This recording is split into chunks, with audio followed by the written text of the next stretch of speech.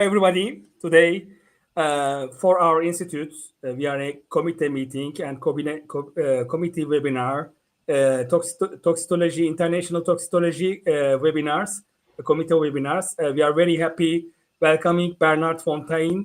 Thank you very much, Bernard, for joining today. I want to introduce our institute, EDIDL. We have got 30 different international committees from well-being to SHG and psychology, human research, and the others for health, safety, and environment, and in workplaces and public spaces. So we are so happy to promote these aims, this patient to all over the world with different countries, leaders. Today we will talk about very, very important issues because, as you know, that asbestos and other heavy metals and other silica toxic materials is so dangerous for our health in workplaces and also public spaces after the diseases. So today we will listen Bernard about this special issue. Thank you very much, Bernard, for joining today. I will give you the microphone to promote yourself, your institutes, your education, and also your presentation. Thank you.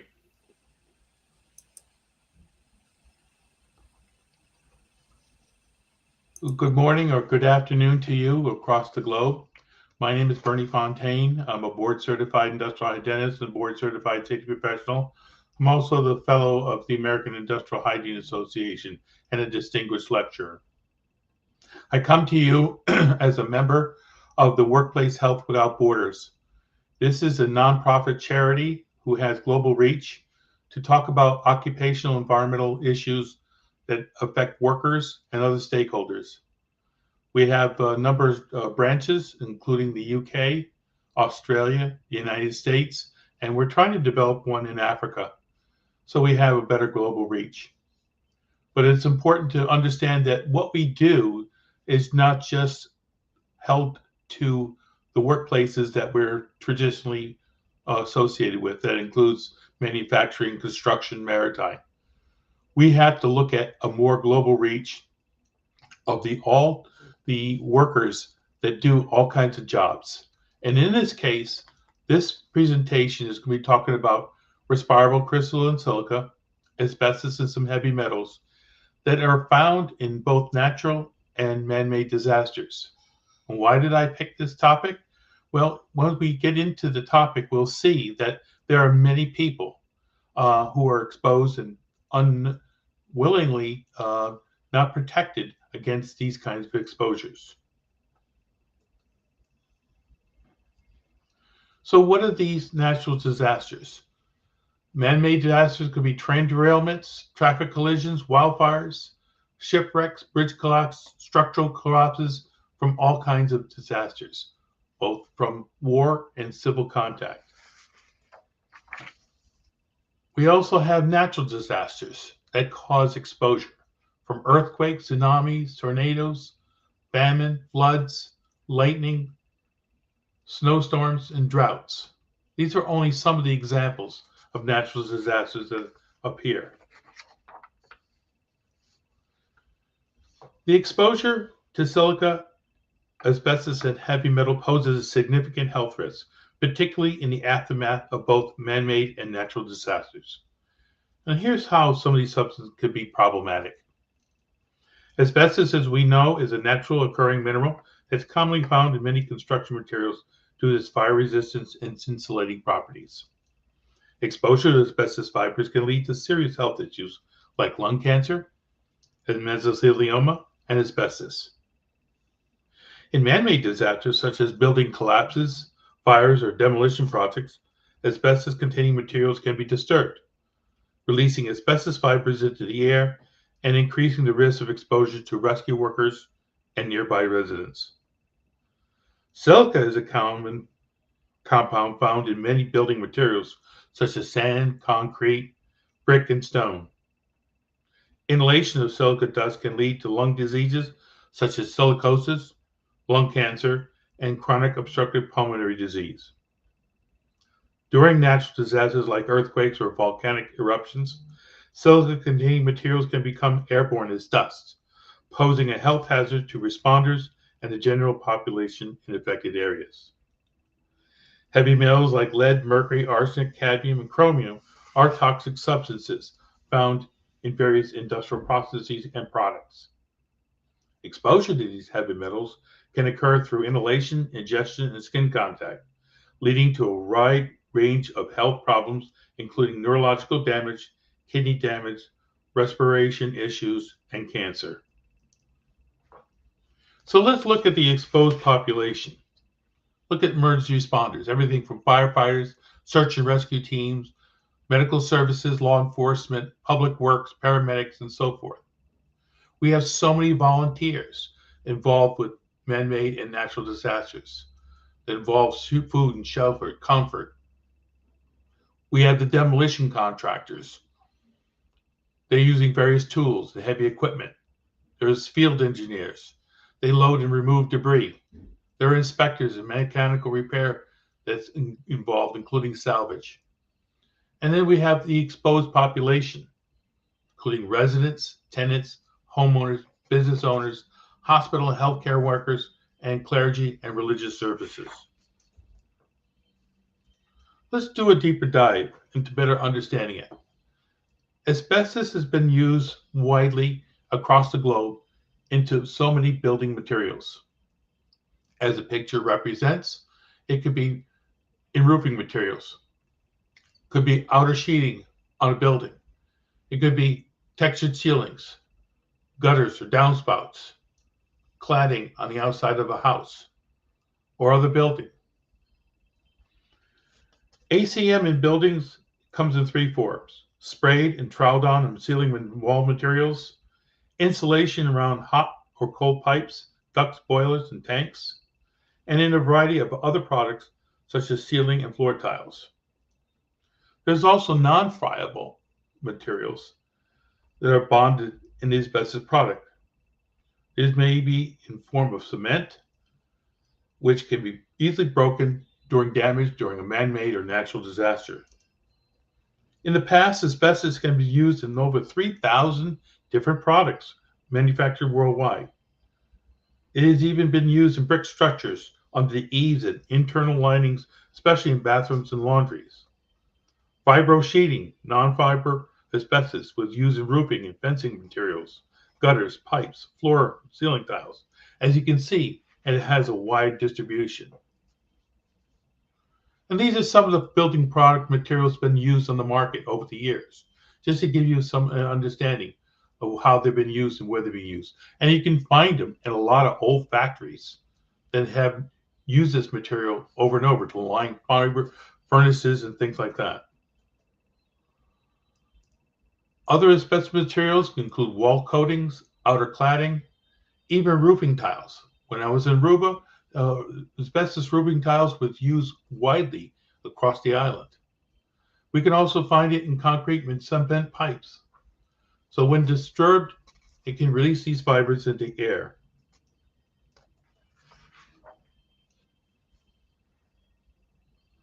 In the first half of the 20th century, chrysotile and amphibole asbestos were pulverized and included in brickwork and mortar to increase the final product strength and to prevent fire and water damage. Being mindful of the lining of chimneys and furnaces, asbestos bricks were extremely popular because of their fire resistance. Residential construction built before 1900 contained cinder blocks made with asbestos. Mortar was an integral part of brickwork, and essentially it was the glue to bind bricks and other masonry units together when these materials were used for wall construction. In the United States until 1980, asbestos made up 90% of the mortar mixes in the United States. Builders preferred this in a mix when it was used in construction of private homes because it was cheaper and significantly stronger than cement-based mortars.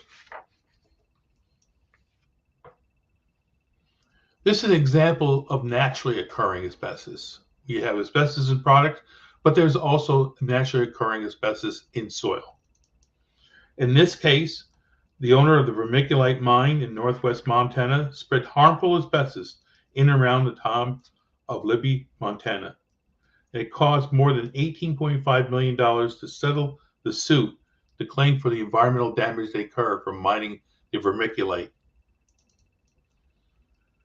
Cleanup began in 2000, and media reports from federal officials to investigate the widespread health problems of the residents nearby, because they use a lot of these products in their homes. Leftover materials. It was cheap, but nobody really knew the hazards. And naturally occurring asbestos not only occurs in the United States. This figure depicts where naturally occurring asbestos is used worldwide. The yellow, light yellow, is the chrysotile. The blue is carxidolite. The dark red is more than 3 different kinds of asbestos worldwide. You can see the United States, Alaska, and South Africa. These are just to give you an idea of the magnitude of carxidolite and asbestos materials worldwide that are naturally occurring. Well, let's focus a little bit on crystalline silica and building materials. Everything from sandstone, concrete, tile, granite, slate, brick, limestone, and marble. You can see the percentages of amount of crystalline silica in some of these materials. So why is all of this so important? Let's give a perspective. This is a demolition of the Haiyan Airlines headquarters in China. You can see the amount of dust and debris being released into the air without any controls. There was no water sprays or anything else to control the dust exposure, would expose both the contract workers, the construction demolition workers, and the public.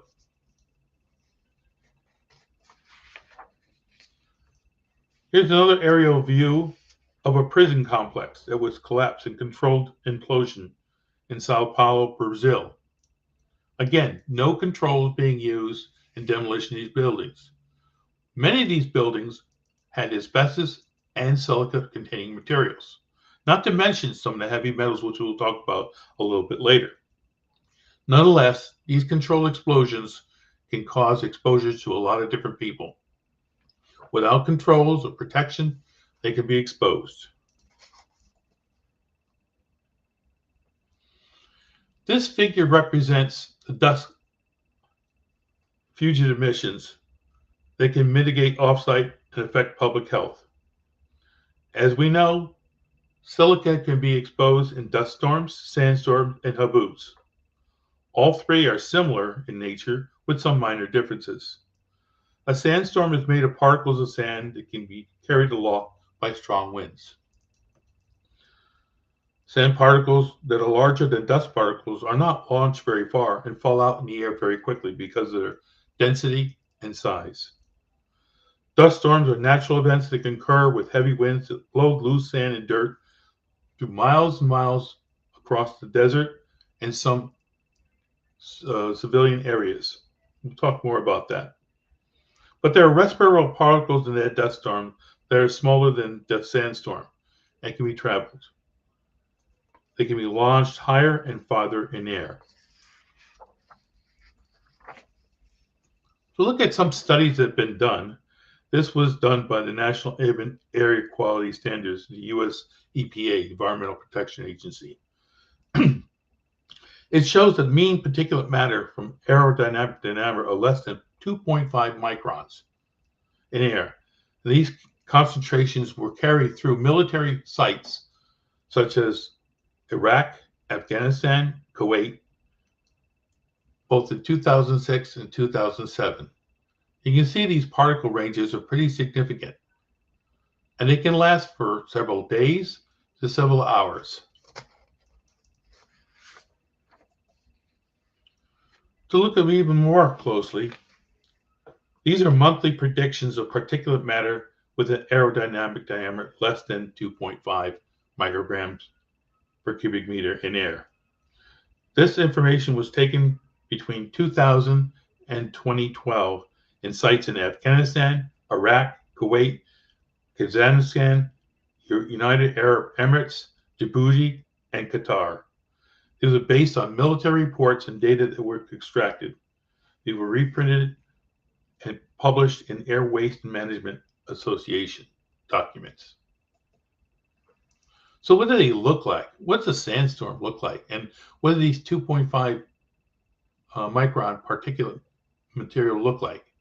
You can see the very fine sand, the dust that lives on tents and in the air. In the top left, you can see a young Afghan refugee that hides behind a tent during a dust storm in Kabul. In the bottom left, in Yemen, boy rides a donkey during a sandstorm in Wadi. Top right shows women caught in a sandstorm, reducing agricultural productivity.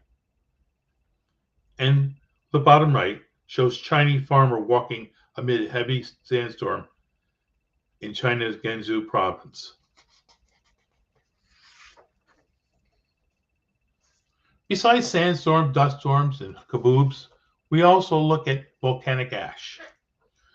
Each volcanic eruption has distinctive characteristics and products, and these particles have different sources of toxicological information. X-ray diffraction of some of these particles identify crystalline silica in phases of these ash. You can see it represented on the right-hand side, and the different size of particulates. Crystal silica polymorphs have been singled out for their identification, and they have been classed as a human carcinogen and may cause fibronic lung diseases such as silicosis. In the midst of natural disasters, they continue to severely impact the lives of millions of people worldwide, and these events pose a significant threat to human health, safety, property, critical infrastructure, and homeland security. Natural disasters occur both seasonally and without warning due to frequent periods of insecurity, disruption, and economic loss. These events serve to prepare occupational and environmental health and safety professionals and other stakeholders for a variety of natural disasters, including winter storms, floods, tornadoes, hurricanes, wildfires, earthquakes, and any combination thereof. In short, a natural disaster is defined as any event with an environmental cause or the process that negatively impacts human health. While there are essentially 24 different types of natural disasters, this presentation primarily will focus on earthquakes, but nonetheless, there are other exposures to other natural disasters. To better understand the health hazards of hazardous material exposure during an earthquake, let's look at the composition of some building materials that's used around the world. One of the most widely used material is cement. There are essentially 8 major ingredients. Cement contains anywhere from 17 to 25% respirable crystalline silica, which is used to provide strength to concrete mixtures. Cement is a key ingredient in concrete, which is used to build everything from houses and bridges to sidewalks and sewer systems. Concrete is made by mixing cement with aggregate such as sand, gravel, and water, which forms a paste that hardens over time. Brick may contain anywhere from 5 to 15% respirable crystal silica. Bricks are rectangular in size and made of clay. They're mostly used to substitute for stone when stone is not available. And we can see many buildings across the globe that are made of brick. There's also fire brick, which contains about 55% respirable crystalline silica. And RCS is used to make bricks depending upon the global location of the raw materials and the formulation to make brick. Good quality bricks contain 50 to 60% respirable crystalline silica, and refractory brick or fire brick can contain somewhere up to 96%. That's significant. In severe disasters like hurricane tornadoes, which can rip apart buildings, this is an example of severe weather that occurred in Christchurch, New Zealand, and the suburb damaged multiple buildings and sent 2 people to the hospital. This tornado represents some of the asbestos that can be ripped apart from the buildings and transferred many miles from the site. Hurricanes can do the same. They can also release asbestos and lead-based paint. You can see some of the damages caused by hurricanes. These windswept debris can be sent from miles away and found in people's yards and on the street.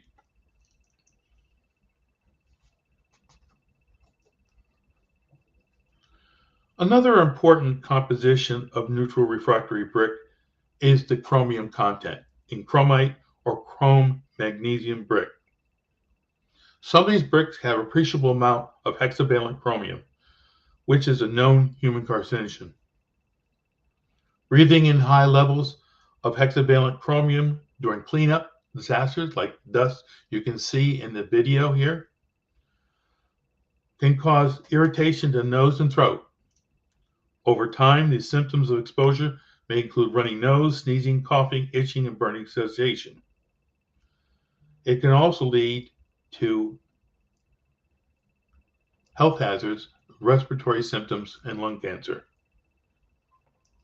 An impurity in Portland cement is chromium-6, which can occur when chromate pigments in dyes, paints, inks, and plastics. So besides the concrete that's there, you can also have painted surfaces that are damaged as well and eliminate the dust as well. Chromates added to anti-corrosion agents to paints, primers, and other surface coatings. So it's not only just the silica and the asbestos, but we also have heavy metals to deal with. And if the dust is not controlled during cleanup operations, people are exposed. So we look at the demolition industry, which is constantly evolving, and the trends and regulations associated with remediation here in the United States often appear as a moving target. Many of the current discussions ongoing in the construction industry are centered around 2 issues: silica enforcement by OSHA, the Occupational Safety and Health Administration, that does enforcement of health issues, and how to handle PCBs, polychlorinated biphenyls, that may be found in building materials, such as electrical transformers that may have leaked. In the United States, a lot of these transformers have aged out and been transferred, and they have very low PCBs in it, if any at all.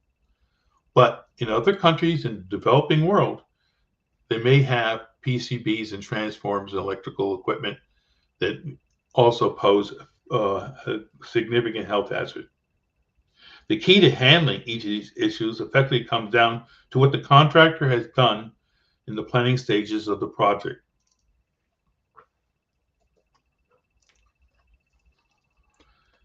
This is a picture where people are actually cleaning up after debris. In this case, rubble from Turkey's devastating February earthquake contains life-threatening amounts of asbestos in the debris. The southern city of Hatay now faces new health crisis. There was an expert team from the Turkish Chamber of Environmental Engineers that collected dust samples, which were then analyzed by an engineering and laboratory service. This internationally accredited laboratory showed the presence of asbestos, despite the claims to the contrary from the government officials. When these materials, often found in roofs, sidewalks, and insulation, are broken, the asbestos can crumble into microscopic sizes and become airborne, spreading in the wind. The earthquake destroyed nearly 100,000 buildings in 11 cities, including Hatay. More than 200,000 others were severely damaged. The United Nations estimated the quake also caused more other disruptions nearly 2 weeks later, leaving nearly 1.6 million tons of rubble. That's enough debris to cover an entire city twice over the size of Manhattan. Samples that were collected, number 45 samples for 6 different neighborhoods, appear to contradict official statements. 16 random samples of dust collected from tops of tents and made by homeless earthquakes from leaves, fruit, and soil and rubble contained asbestos. In another town, nearly 124 miles away from Hatgate, found dust samples on the roof of a rental car. The samples were positive for asbestos, nearly 124 miles away. The team had taken a control sample before leaving that town after washing the car 2 days previously. The control sample was negative for asbestos. So you can see how far wind can contain and carry the asbestos dust. Besides earthquakes, there are similar asbestos exposure have been reported in Sri Lanka and few countries after the 24 tsunami. Workers are still demolishing and damaged buildings and removing debris without any respiratory protection or other protective gear. In some cases, they're not even using suppression methods like water that would prevent the spread of the dust. There are 4 photos that we see before you. In the top left, a person walks into destruction after an Israeli bombing in Gaza. Workers in the bottom left are clearing rubble in September 11, 2023, after a bombing of a mine. The top right shows the city of Sana'a in northern Yemen was almost completely destroyed in 6 wars, and it still lies in ruin. People live in the rubble. And the bottom right is the remains of the old center of Sana'a, people picking their way past the ruins. They are all exposed to asbestos and silica.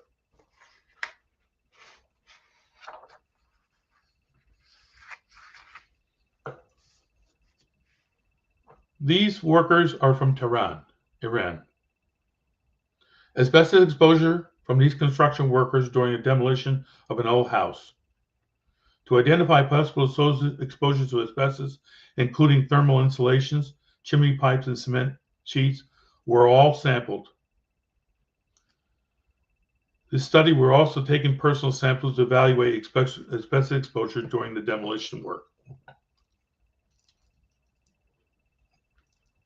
The asbestos fibers found in these samples were analyzed by phase contrast optical microscopy, PCM, scanning electron microscopy, SEM, and equipped with energy dispersive X-rays. And also some of the bulk samples were sampled by polarized light microscopy, PLM.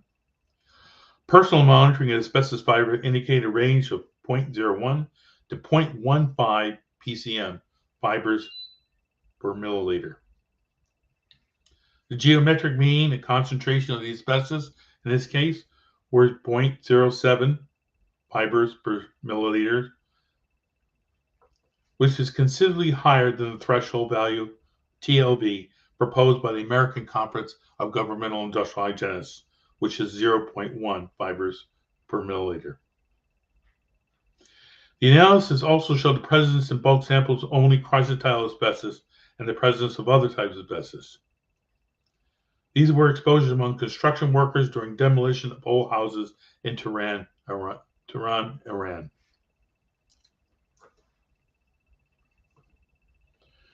In this photograph, this is in Ukraine. One project director in Ukraine reported that nearly 20 different jobs over a 3-month period ensured that no waste was being disposed in the landfills that contained any kind of asbestos material. The project sifted through a lot of the debris to make sure that whatever is being removed from the site to go to a landfill what didn't contain asbestos. So they were looking to remove any asbestos from the source before buildings were torn down. This can mean removing roof with a crane to examine the contents before being demolished, which may be slightly more costly, but in the end will protect a lot of people and workers. For other companies, recycling rubble and debris can also be a way of using abandoned infrastructure. In this case, a company which worked for process waste in one of Ukraine's largest metallurgical plants before the war reduced a lot of the waste and separated all the contamination.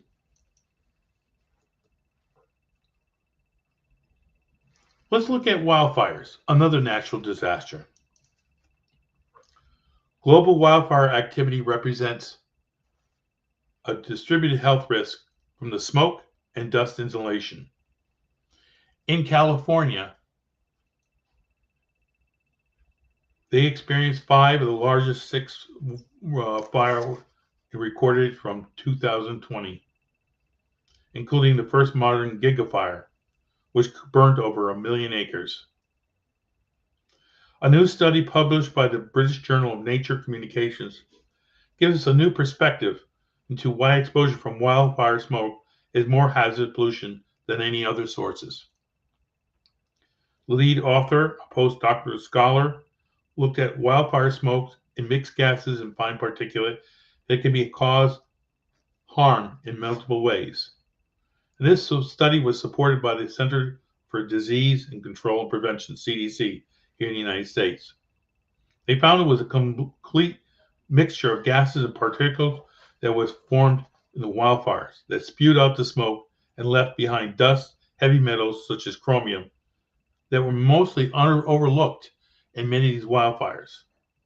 We now know that hexavalent chromium is a human carcinogen when inhaled as a dust or a fume. In the study, researchers analyzed soils and ash production between 2019 and 2020, and wildfires across Northern California, including Sonoma, Napa valleys, and lake countries. They found dangerous levels of chromium-6 in wildfire ash, which can be easily blown distances from the wind after the extinguishing of the fire. If the wildfire ash, according to researchers, reaches dangerous levels, which they looked at somewhere around 327 to 13,000 micrograms per kilogram of hexavalent chromium in wind-dispersed particulate samples, they consider that significant. So we need to reduce the exposures of the dust from the wildfire ash.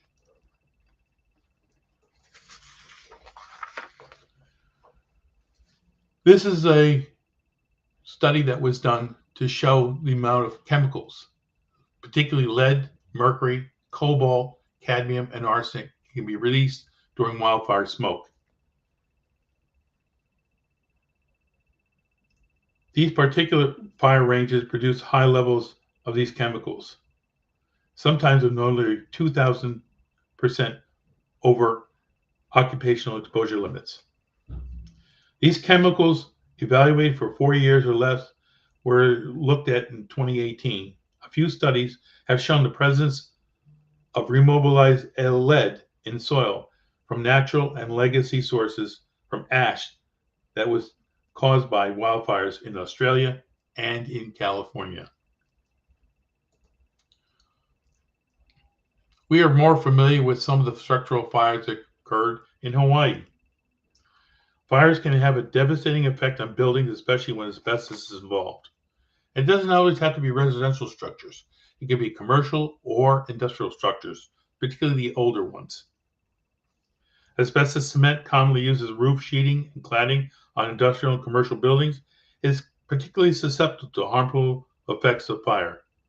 Extreme temperatures, this product will explode, not only causing fragments of asbestos debris to be scattered through surfaces to the surrounding area, but it can also travel up to a half-mile radius in some distances.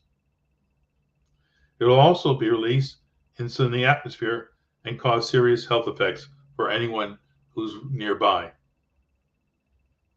If the asbestos cement is exploded, it's important to establish the full extent of how far the debris gets scattered. In a fire that was in Illinois, the destruction from the wildfire and in structural fire caused debris to actually can go several miles away, and it found in some of the people's backyard. Asbestos air monitoring should be done to determine if any asbestos fibers have become airborne as a result of any explosion or fire. Monitoring should be done based on prevailing wind direction. Fires can leave a residue of toxic ashes, not only with asbestos, but lead, PCBs, arsenic, and other heavy metals, including polyaromatic hydrocarbons, PAHs. Many of these other things include fires of furans and dioxins, which are carcinogens, from half-burnt materials and unburnt materials that otherwise would be destroyed or ruined. This debris is often removed by fire site demolition contractors and others who are not properly trained to handle or transport hazardous waste.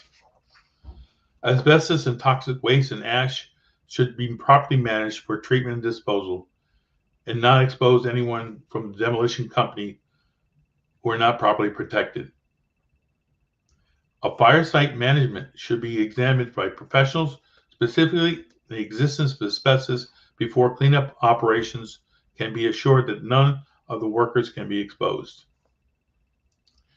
In this picture in the left corner, you can see that's the World Trade Center back in 2011. Only 10 floors of the 103 floors of that building had asbestos removed. And a lot of the asbestos was involved in the soot and also the fire that ensued. On the right-hand side was a fire at a scrap plastics business in Indiana, which raised numerous health concerns for people in the area, only to find that asbestos was in the debris. Even though an evacuation order was submitted to remove the 1,500 residents from the town of Richmond near Ohio, firefighters doused the hotspots without knowing that asbestos was in that building. There are currently plans to develop to deal with asbestos fragments in nearby neighborhoods, but nonetheless, the firefighters and emergency responders were exposed to asbestos.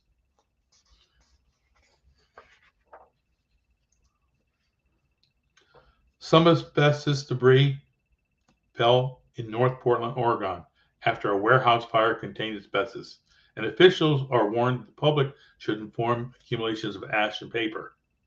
But what they found was that nearly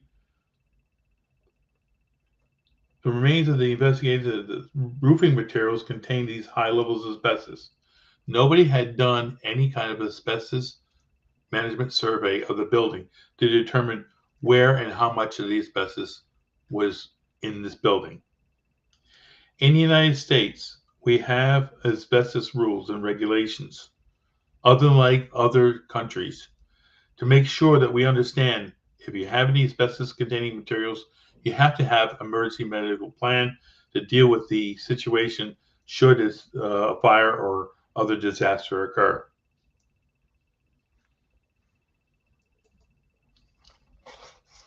We know that asbestos is still found in many old buildings across the United States. And that is not only just in the United States, but it's worldwide. Demolition companies are required by law to hire state certified asbestos specialists who will determine the amount of asbestos in any building and report the findings to the state government. If asbestos is found in any area, an abatement procedure must be put in place to ensure the safety of the people who live or work in the area. In a separate study, a Polish study analyzed potential asbestos exposure when workers removed asbestos. Researchers found that when workers removed asbestos cement sheets, the concentration of asbestos fibers in air exceeded legal limits. Research analyzed 153 air samples taken when asbestos was removed. What they discovered was interesting, that 93% of the workplaces studied, asbestos concentrations were at very dangerous levels. Precautions were not taken to control the asbestos in the air. Employees repeatedly worked in these conditions at an increased risk of developing asbestos-related disease. So even after removal and demolition of the building structure, this is a case in Turkey where an expert team collected dust from samples that were analyzed by an accredited laboratory. The results showed the presence of asbestos in the soil samples. The environmental engineer, pictured here, said that the danger could have been minimized by removing the asbestos materials before the buildings were demolished. We have published a number of papers in academia.edu. And this one on the left is called Hazardous Dust Exposure from Earthquake Building Collapse and Cleanup. The middle one talks about toxic emission from wildland urban interfaces and wildland fires.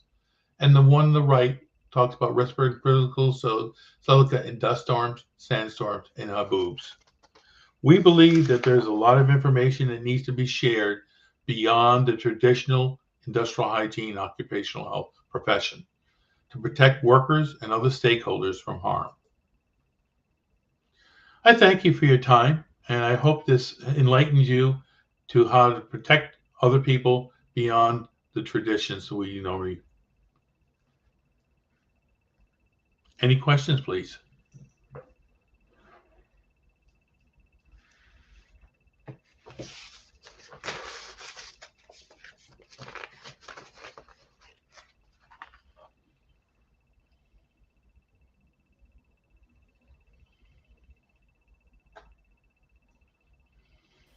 Sorry, microphone. Yeah, I saw now. Thank you very much for joining today. This is very amazing event for us. Very good presentation, very well prepared. So there is some question. I don't know you explain or not. I'm not sure, but we can share with you the questions. Um, but before I want to explain that these webinars will be shown by all our members because this is a period of learning for all of us. Every occupational health or occupational safety experts need to know this type of dangers in our workplaces or also our public spaces. So this is very important agent inside our life. So the question one is during disasters like building collapses, how can first responders effectively identify asbestos presence and protect themselves from exposure? The audience is asking. Asbestos. Well, we need to back up that whole scenario. If we do a building assessment for any asbestos, then the facility manager or whoever operates and owns the building will have that record on file. Then they can transfer that information to the responders and say, you know, we have asbestos materials, we have silica issues because of the type of building materials we have here. We need to make sure. But also on the emergency responders side is to protect themselves by using supplied air respirators.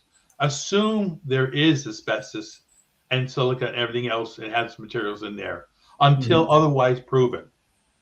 So they have to go in with protective gear and respirators to protect themselves until otherwise known. So if the information is not available, they go in with supplied air like you know, people would normally do for hazardous waste sites and to protect themselves. And then we can figure it's better to downgrade the protection rather than upgrade the protection. And the second question is, what are the most effective strategies to control respirable crystalline silica exposure in emergency construction or demolition scenarios? They're asking. Okay.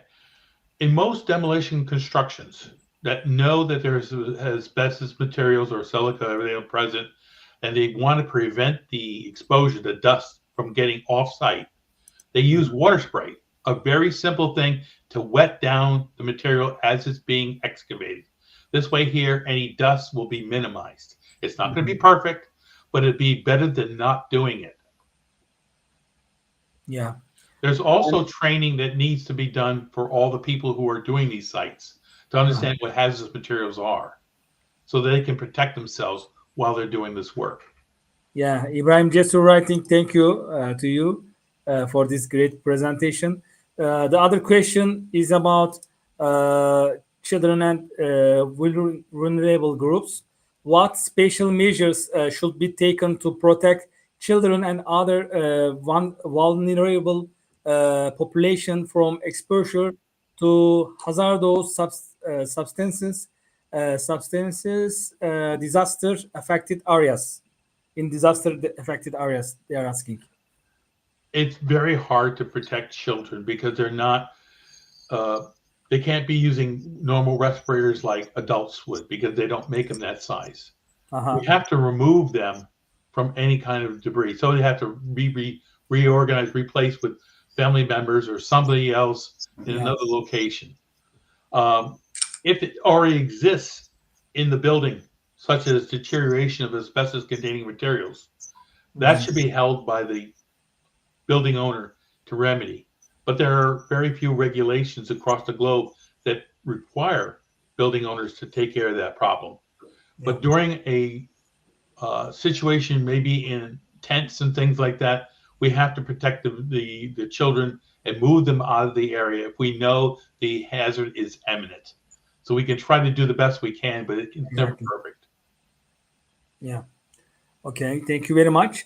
And are there international standards or guidelines that govern hazardous material management during disasters, and how can they be enforced? Yeah. Two difficult questions, but very good. First of all, let's take the good. There are agencies and organizations globally that have standards that could be implemented by governments. But many developing countries don't have the resources to not only accept these things, but implement and enforce these things because they don't have the possibility. But it can be done. But the thing is, you have to understand what the requirements are. And they're not really stringent, but it's mostly common sense about, taking care of buildings, making sure that they're fixed and maintained so that if they become uninhabitable, that people are removed from those environments and put into other environments where they're less hazardous. So if you got a war-torn country, for instance, you've got to remove people. And we have situations where they're constantly moving from site to site because of the tragedies that are ongoing. But nonetheless, we have to make sure that they're protected in housing and areas that are not contaminated. Ramses Lucas Ortega is asking, after an earthquake or demolition, how long does potential asbestos particles remain airborne? It depends upon the concentration, the wind direction, the amount of wind. If it is a strong wind from a storm, it could travel several miles. We talked about a study that had traveled 124 miles because it got into the upper atmosphere and was transformed. So again, it could be somewhere from 2 miles away, like the structural fire in Ohio, where it actually had chunks of asbestos being transmitted 2 miles away.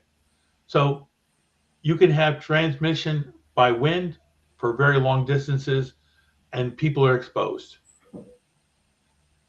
And the second question about this issue, after an earthquake or demolition, how long does asbestos particle remain airborne? But I think not this one. Maybe right again wrongly. The other question, how can differently stakeholders, citizens, governments, non-governmental organizations effectively collaborate to mitigate the risk of hazardous materials exposure during and after disasters? How can they collaborate after these disasters? Yeah. Again, it goes back to the same thing. It's requiring building owners to screen for asbestos. Mm-hmm. Okay. And then if they have issues, to mitigate those issues. Now, during a disaster, that is going to be information that should be conveyed to the emergency responders. So they know going to a building that's burning, that it has asbestos containing material. So they're protecting themselves. The smoke and debris has to be controlled by other means, like how far do we evacuate people, or do we manage it in place by closing windows and making sure that people are not exposed? So you Yeah. can manage it in place, as well as being, removing people from hazardous materials. Mm-hmm. But it really depends. But the government has to come up with a plan, and the United States has these kinds of plans as benchmarks for them to use. Uh-huh. But again, it has to be accepted as a means and have everybody, all the stakeholders agree that this is the way we move forward, including the public services that are being provided, the emergency responders. Everybody has to be trained and educated in the process. And once they get on board, then it can be a much better situation. To fight against this issue, do you think that teamwork is important between government and also the other factors? Yes, governments have to buy in that these things need to be done to protect their people, because they have no understanding without doing surveys of all these buildings, which could take tens of years. But if every building owner did their survey and kept those records and shared Mm-hmm. that information with local fire departments, police departments, wherever government agencies this information can so they could be readily accessible during an emergency. So Yeah. they would know before they receive on site that they have a hazardous material situation and need to Mm-hmm. protect themselves. They also then can communicate to public health officials what should be done, and Mm-hmm. communicate that with local town officials and city officials to say this is the best approach for this situation. Yeah. And the last question I see, um, and also Ramses asking again, how can heavy metal contamination in ecosystem be addressed to prevent long-term environmental degradation? A lot of these situations where you're having buildings destroyed, Yeah. again, you may not know that you have lead or arsenic or everything else. You have to assume that it's there. They have to make sure that, like, if asbestos or silica dust, Mhm. protect yourself first, worry about figuring out whether it is there later, rather than do the opposite of then going in there, rushing in, putting out the fire, taking care of the civilians, everything else, and not protecting themselves, and then having a problem. In the United States, we now have a national firefighter registry for cancer, Yeah. because those are the guys that are going to, and gals who are going to respond first, and they're going to rush in because they think they're smoke eaters. Okay, and that's the wrong attitude. We have to protect them first, and then we have to do medical monitoring to see how well they're doing with all the information. And every firehouse, every regional association trains, make sure they understand hazardous material, because they never know what they're running into. The Yeah. same way with people who dealing with, natural disasters, FEMA and all these other agencies. They assume that it's contaminated until they're told otherwise. Yes, you have to spend a little bit more money to figure it out, but if you remove the debris and you move it into a sanitary landfill, you're contaminating that landfill. You're moving the debris, you may be contaminating roadways and streets and, environments that people live, and figure out that there's nothing wrong, but it has to be done correctly. Yeah. And the last question, because Ramses asked while I'm saying, Ramses Lucas Ortega is asking a very good question, very good, very important issue. Often people doesn't have enough mask available as an immediate action. What is a temporary tool that people could use in any, I think, disasters and also other situations? Well, we just went through COVID-19 and everybody had paper masks. They're better than nothing. They're not perfect because they're not a respirator by Yeah, any stretch of the imagination. But if they were put on correctly, they can be used for escape purposes only, not for construction remediation or debris removal or any of that stuff. That requires a whole different level of protection. But for people who need to escape, to prevent it, if they have these disposable masks, they can put them on their face and leave. It could be used for children too. yeah. Thank you very much. This is very amazing event with you. We will be this will be very useful for future